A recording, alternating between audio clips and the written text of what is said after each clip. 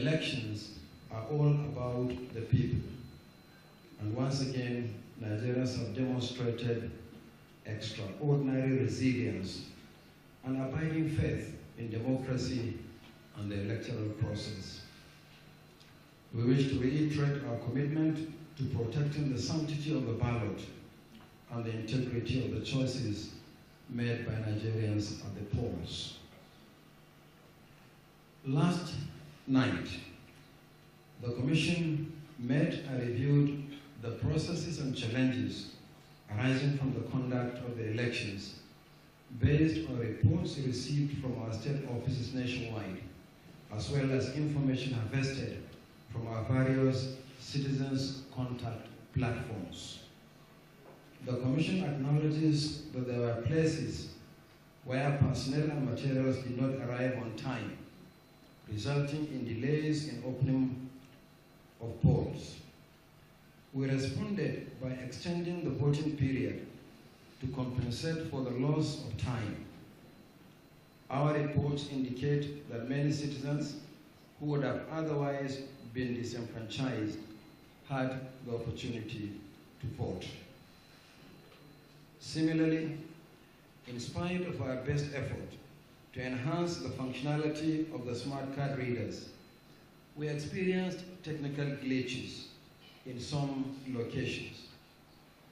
Through the deployment of 8,809 area registration area technical support, or RATEX, that we engaged as ad hoc staff, many of these glitches were successfully rectified, which enabled voting to take place seamlessly in some of the affected polling units. Yet, there were places where voting could not proceed as a result of the failure of the smart card readers. In addition, there are places where materials arrived late for voting to proceed.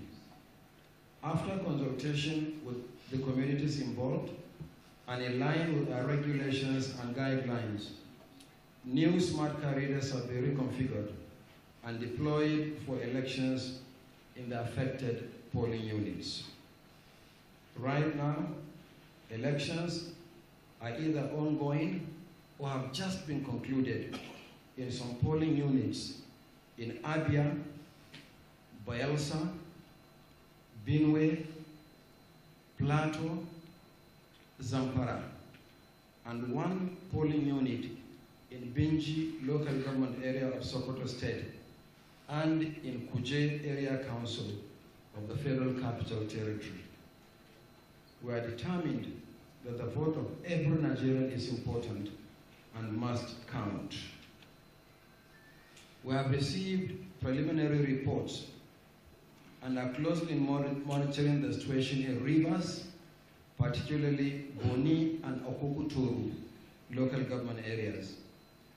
We are similarly awaiting the detailed report from our Imo office, particularly in respect of the Owerri municipal local government area. We are also aware of the incidents in some parts of Lagos, particularly Okota. We are similarly aware of the incidents of intimidation, abduction, hostage taking, and violence unleashed on election officials in some states, notably Akwa Ibom, and the burning down of a vehicle conveying materials used for the election yesterday in Dekina local government area of Kogi State. Some youth corps members serving as adult staff were also attacked in Osun State. While in all these attacks, election staff sustained injuries, we have unfortunately recorded the first fatality in Rivers State. An ad hoc staff, Mrs. Ibisaki Amakri, was hit by a bullet while returning from election duty in Degema. May her soul rest in peace. We condemn these attacks and will forward a comprehensive report to the security agencies for expeditious investigation and prosecution of those involved. We have also received reports of voters who presented genuine PVCs, read by the smart card readers, but were not allowed to vote because their names were not on the register of voters. We have been confronted by such a situation in one of the off-season elections conducted by the Commission. For this reason, we made a clear provision in our draft guidelines and regulations to allow such voters to vote. However, when the draft was discussed with stakeholders, the clause was rejected on the ground that it would encourage voting by identity theft. We had to drop it, and for that reason, it was dropped. For our part, all election duty personnel have sworn an oath of neutrality. We have reports of possible dereliction of duty by some electoral officials in refusing to activate or deploy the smart card readers, the failure to fully account for materials collected for the election, absconding from duty, and a host of other infractions. In Imo State, one of our EOs has already been handed over to the police. We will not tolerate violations against or by our own officials. The duty of upholding the choice made by Nigerians in democratic elections must never be compromised. Our attention has also been drawn to the omission of the logo of the African Action Congress, AAC, from the ballot paper for Lagos East Senatorial District. We have checked our records and confirmed the inadvertent omission. We have contacted the chairman of the party to acknowledge the error. The omission is inadvertent, and it is one out of 23,316 nominations for elections in 1,558 constituencies. We promised Nigerians and the international observers that our situation room will be open to visitation. I am glad to note that yesterday, a number of groups visited the situation room.